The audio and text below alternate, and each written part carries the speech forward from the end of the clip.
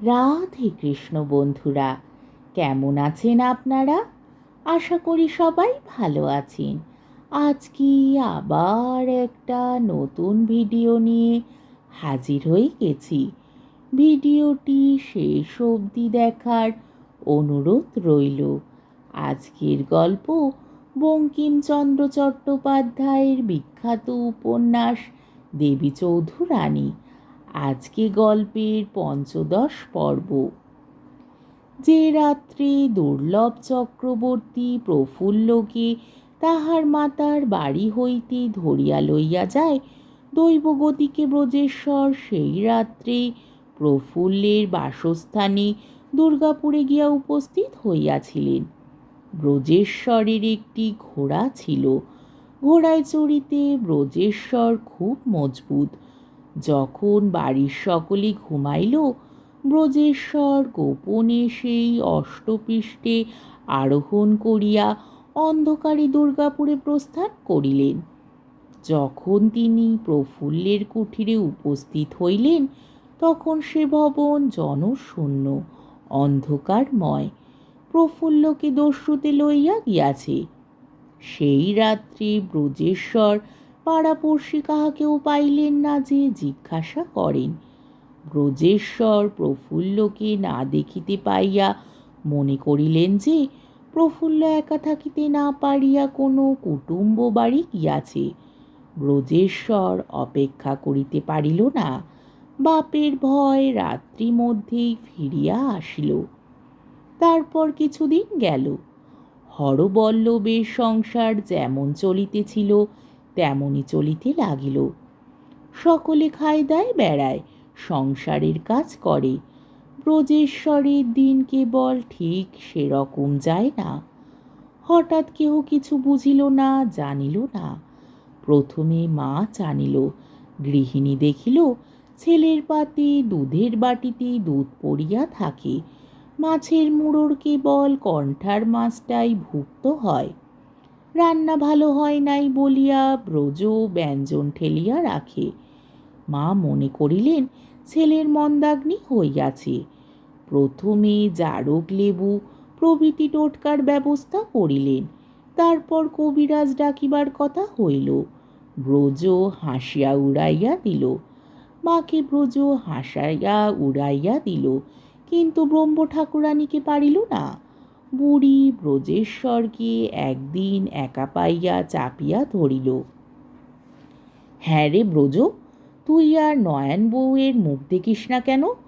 ব্রজ হাসিয়া বলিল, মুখখানি একে আমাবস্যার রাত্রি, তাতে মেঘ ঝড় ছাড়া আর কিছু নেই, দেখিতে বড় স্বাদ নেই। ব্রহ্ম ঠাকুরানী বলিল, তা মরুককে, সে নয়ন বউ বুঝবে, তুই খাসনে কেন? ব্রজ কইল, তুমি যে রাঁধো। ব্রহ্ম কইল, আমি তো চিরকালই এমনই রাঁধি। ব্রজ বলিল, আজকাল হাত পেকেছে। ব্রহ্ম কইল, দুধ বুঝি আমি রাঁধি, সেটাও কি রান্নার দোষ? ব্রজ কইল, গরুগুলোর দুধ বিগড়ে গিয়েছে। ব্রহ্ম তখন জিজ্ঞাসা করিল, তুই হাঁ করে রাত দিন ভাবিস কি? ব্রজ উত্তর করিল, কবে তোমায় গঙ্গায় নিয়ে যাব। ব্রহ্ম বলিল, আর তোর বড়াইয়ে কাজ নাই? মুখে অমন অনেকে বলে, সে সেই নিম গাছটার তলায় আমায় গঙ্গায় দিবি, তুলসী গাছটাও দেখতে পাবো না। তা তুই ভাবো না যা হয়, কিন্তু তুই আমায় গঙ্গায় ভেবে ভেবে এত রোগা হয়ে গেলি কেন? ব্রজ কইল, ওটা কি কম ভাবনা? ব্রহ্ম কইল, কাল নাইতে গিয়ে রানায় বসে কি ভাই ভাবছিলি? চোখ দিয়ে জল পড়ছিল কেন? ব্রজ বলিল, ভাবছিলাম যে স্নান করেই আবার তোমার রান্না খেতে হবে, সেই দুঃখে চোখে জল এসেছিল। ব্রহ্ম জিজ্ঞাসা করিল, সাগর এসে রেঁধে দিবে? তাহলে খেতে পারবি তো?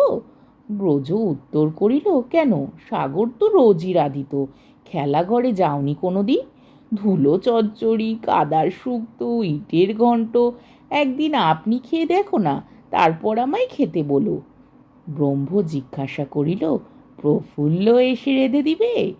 যেমন পথে কেউ প্রদীপ লইয়া যখন চলিয়া যায়, তখন পথিপার্শ্বস্থ অন্ধকার ঘরের উপর সেই আলো পড়িলে ঘর একবার হাসিয়া আবার তখনই আঁধার হয়। প্রফুল্লের নামে ব্রজেশ্বরের মুখ তেমনই হইল। ব্রজ উত্তর করিল, বাগদি যে। ব্রহ্ম কইল, বাগদি না, সবাই জানে সে মিছে কথা। তোমার বাপের কেবল সমাজের ভয়, ছেলের চেয়ে কিছু সমাজ বড় নয়। কথাটা কি আবার পারব? ব্রজ বলিল, না, আমার জন্য সমাজে আমার বাপের অপমান হবে, তাও কি হয়? সেদিন আর বেশি কথা হইল না। ব্রহ্ম ঠাকুরানীও সবটুকু বুঝিতে পারিলেন না। কথাটা বড় সোজা নয়। প্রফুল্লের রূপ অতুলনীয়। একে তো রূপেই সে ব্রজেশ্বরের হৃদয় অধিকার করিয়া বসিয়াছিল, আবার সেই একদিনেই ব্রজেশ্বর দেখিয়াছিলেন প্রফুল্লের বাহির অপেক্ষা ভিতর আরও সুন্দর, আরও মধুর। যদি প্রফুল্ল বিবাহিতা স্ত্রী স্বাধিকার প্রাপ্ত হইয়া নয়নতারার মতো কাছে থাকিত, তবে এই উন্মাদকর মোহ সুস্নিগ্ধ স্নেহে পরিণত হইত। রূপের মোহ কাটিয়া যাইত, গুণের মোহ থাকিয়া যাইত, কিন্তু তাহা হইল না। প্রফুল্ল বিদ্যুৎ একবার চমকাইয়া চিরকালের জন্য অন্ধকারে মিশিল। সেই জন্য সেই মোহ সহস্র গুণে বল পাইল। কিন্তু এ তো গেল সোজা কথা। কঠিন এই যে ইহার উপর দারুণ করুণা। সেই সোনার প্রতিমাকে তাহার অধিকারে বঞ্চিত করিয়া, অপমান করিয়া, মিথ্যা অপবাদ দিয়া চিরকালের জন্য বহিষ্কৃত করিয়া দিতে হইয়াছে। সে এখন অন্যের কাঙাল, বুঝি না খাইয়া মরিয়া যাইবে। যখন সেই প্রগাঢ় অনুরাগের উপর এই গভীর করুণা, তখন মাত্রা পূর্ণ। ব্রজেশ্বরের হৃদয় প্রফুল্লময়, আর কিছুই স্থান নাই। বুড়ি এত কথাও বুঝিল না। কিছুদিন পরে ফুলমণি নাপিতানির প্রচারিত প্রফুল্লের তিরোধান বৃত্তান্ত হরবল্লভের গৃহে পৌঁছিল। গল্প মুখে মুখে বদল হইতে হইতে চলে। সংবাদটা এখানে এইরূপ আকারে পৌঁছিল যে প্রফুল্ল বাতশ্লেষ বিকারে মরিয়াছে। মৃত্যুর পূর্বে তার মরামাকে দেখিতে পাইয়াছিল। ব্রজেশ্বরও শুনিল। হরবল্লভ স্নান করিলেন, কিন্তু শ্রাদ্ধাদি নিষেধ করিলেন। বলিলেন, বাগদি শ্রাদ্ধ বামুনে করিবে। নয়নতারাও স্নান করিল, মাথা মুছিয়া বলিল, একটা পাপ গেল, আর একটার জন্য নাওয়াটা নাইতে পারিলেই শরীর জুড়ায়। কিছুদিন গেল, ক্রমে ক্রমে শুকাইয়া শুকাইয়া ব্রজেশ্বর বিছানা লইল। রোগ এমন কিছু নয়, একটু একটু জ্বর হয় মাত্র, কিন্তু ব্রজ নির্জীব শয্যাগত। বৈদ্য দেখিল, ঔষধপত্রে কিছু হইল না, রোগ বৃদ্ধি পাইল।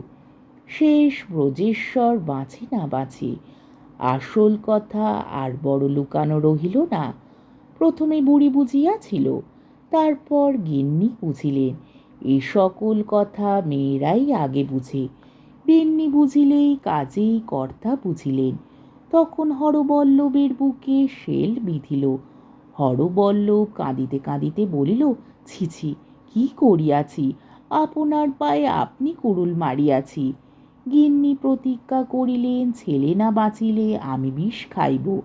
হরবল্লভ প্রতিজ্ঞা করিলেন, এবার দেবতা ব্রজেশ্বরকে বাঁচাইলে আর আমি তার মন না বুঝিয়া কোনো কাজ করিব না। ব্রজেশ্বর বাঁচিল, ক্রমে আরোগ্য লাভ করিতে লাগিল, ক্রমে শয্যা ত্যাগ করিল। একদিন হরবল্লভের পিতার সাংবাৎসরিক শ্রাদ্ধ উপস্থিত। হরবল্লভ শ্রাদ্ধ করিতেছেন। ব্রজেশ্বর সেখানে কোনো কার্য উপলক্ষে উপস্থিত আছেন। তিনি শুনিলেন, শ্রাদ্ধান্তে পুরোহিত মন্ত্র পড়াইলেন, পিতা স্বর্গ, পিতা ধর্ম, পিতা হি পরন্তপ, পিতরি প্রীতিমাপন্নে প্রিয়ন্তে সর্বদেবতা। কথাটি ব্রজেশ্বর কণ্ঠস্থ করিলেন। প্রফুল্লের জন্য বড় কান্না আসিত। তখন মনকে প্রবোধ দিবার জন্য বলিতেন, পিতা স্বর্গ, পিতা ধর্ম, পিতা হি পরন্তপ, পিতরি প্রীতিমাপন্নে প্রিয়ন্তে সর্বদেবতা। এইরূপ ব্রজেশ্বর প্রফুল্লকে ভুলিবার চেষ্টা করিতে লাগিলেন।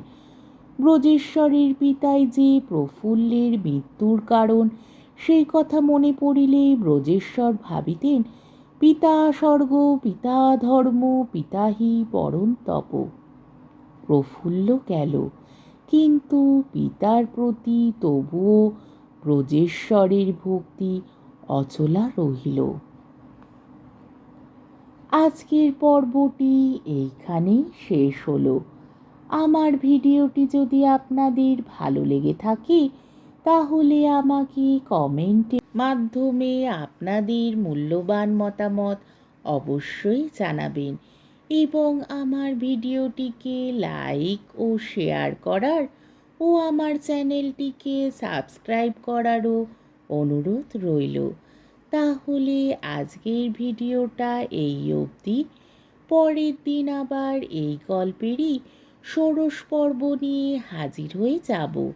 ততক্ষণ পর্যন্ত আপনারা সবাই ভালো থাকবেন, সুস্থ থাকবেন, সাবধানে থাকবেন এবং আমার ভিডিওটি দেখতে থাকবেন। তাহলে আজকে আসি। রাধে কৃষ্ণ।